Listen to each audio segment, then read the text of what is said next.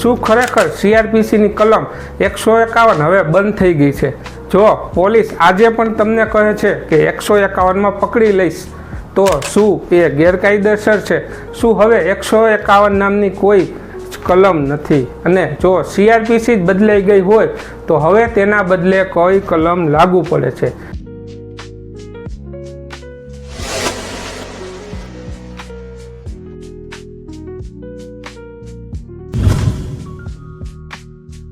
મિત્રો, આજે ઘણા લોકોનો આ જ પ્રશ્ન હોય છે અને સોશિયલ મીડિયા પર ઘણી અડધી અધૂરી માહિતી ફેલાઈ રહી છે. જો તમે આ વાત સાચી રીતે નહીં સમજો તો કાયદા વિશે મોટો ભ્રમ રહી શકે છે. એટલે આ વિડીયો અંત સુધી જરૂર જુઓ, કારણ કે આ વાત કદાચ તમને ખબર નહીં હોય. સૌપ્રથમ એક વાત સ્પષ્ટ સમજી લો. હા, જૂનો ક્રિમિનલ પ્રોસિજર કોડ 1973 એટલે કે CRPC હવે અમલમાં નથી. ભારત સરકારે તેની જગ્યાએ નવો કાયદો ભારતીય નાગરિક સુરક્ષા સંહિતા 2023 BNSS અમલમાં મૂક્યો છે. એટલે CRPCની ઘણી કલમોમાં નંબર બદલાઈ ગયા છે. તેનો અર્થ એવો બિલકુલ નથી કે દરેક જોગવાઈ રદ થઈ ગઈ છે. ઘણી જોગવાઈઓ નવા નંબર સાથે BNSSમાં ચાલુ જ રાખવામાં આવી છે. હવે સૌથી મહત્વની વાત કરીએ. CRPCની કલમ 151 શું હતી? આ કલમ પોલીસને એવી પરિસ્થિતિમાં કાર્યવાહી કરવાની સત્તા આપતી હતી જ્યાં કોઈ વ્યક્તિ ગંભીર ગુનો કરવાની તૈયારીમાં હોય અને તે ગુનો અટકાવવાનો બીજો કોઈ અસરકારક રસ્તો ન હોય. એટલે આ સજા આપવા માટેની કલમ નહોતી, પરંતુ ગુનો થાય તે પહેલાં તેને રોકવા માટેની સત્તા હતી. હવે પ્રશ્ન આવે કે જો CRPC બંધ થઈ ગઈ છે તો આ જોગવાઈ ક્યાં ગઈ? તેનો જવાબ છે કે આ જોગવાઈ નવા BNSSમાં સ્થાનાંતરિત કરવામાં આવી છે. એટલે સત્તાનો મૂળ હેતુ યથાવત છે, માત્ર કાયદો અને કલમનો નંબર બદલાયો છે. તેથી આજે પણ જો પોલીસ કાયદામાં નક્કી કરેલી શરતો પૂર્ણ થતી હોય તો આવા પ્રકારના પ્રિવેન્ટિવ કાર્યવાહી કરી શકે છે. એટલે કે 151 બંધ થઈ ગઈ એવું કહેવું કાયદાકીય રીતે સાચું નથી. અને સાચું વાક્ય એ છે કે હવે CRPCની જગ્યાએ BNSS લાગુ પડે છે અને સંબંધિત જોગવાઈઓ નવા કાયદામાં સમાવાઈ ગઈ છે. હવે એક સામાન્ય પ્રશ્ન: શું પોલીસ કોઈ પણ વ્યક્તિને મન થાય ત્યારે આ સત્તાનો ઉપયોગ કરી શકે? તો તેનો જવાબ છે ના.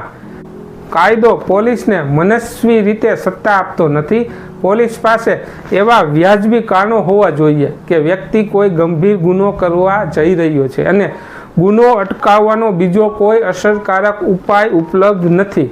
જો આ શરતો જ ન હોય તો અને માત્ર શંકાના આધારે અથવા દબાણ કરવા માટે કાર્યવાહી કરવામાં આવે તો તે કોર્ટમાં ફટકારવામાં આવી શકે છે. ચાલો હવે એક કલ્પિત પરંતુ વાસ્તવિક લાગતું ઉદાહરણ સમજીએ. માની લો કે બે ગામ વચ્ચે લાંબા સમયથી જમીનનો વિવાદ ચાલી રહ્યો છે.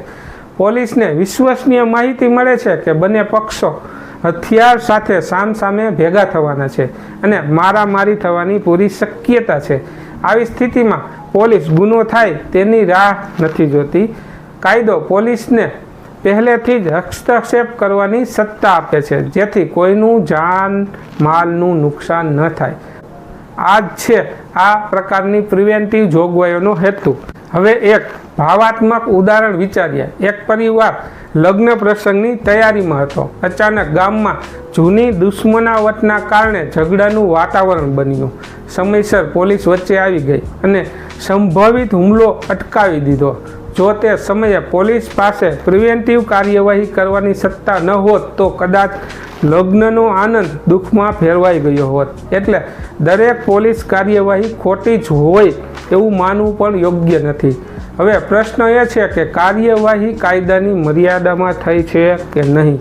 પરંતુ અહીં લોકો સૌથી મોટી ભૂલ શું કરે છે? ઘણા લોકો હજુ પણ કહે છે કે મને 151 લાગી છે અથવા 151 હવે બંધ થઈ ગઈ એટલે પોલીસ કંઈ કરી શકે નહીં. બંને વાત અધૂરી છે. આજે યોગ્ય રીતે કહેવું જોઈએ કે જૂની CRPC હવે અમલમાં નથી અને તેની જગ્યાએ BNSS લાગુ છે. તેથી હંમેશા વર્તમાન કાયદાની માહિતી રાખવી ખૂબ જરૂરી છે. હવે આગળ જે વાત છે તે કદાચ તમને ખબર નહીં હોય. ઘણા લોકો પોલીસ સાથે ઉગ્ર બોલાચાલી કરે છે અથવા સોશિયલ મીડિયા પર સાંભળેલી માહિતીના આધારે પોલીસને કાયદો શીખવવાનો પ્રયાસ કરે છે. જો તમને લાગે કે પોલીસની કાર્યવાહી ગેરકાયદેસર છે તો સ્થળ પર વિવાદ વધારવાને બદલે કાયદેસર ઉપાય અપનાવો.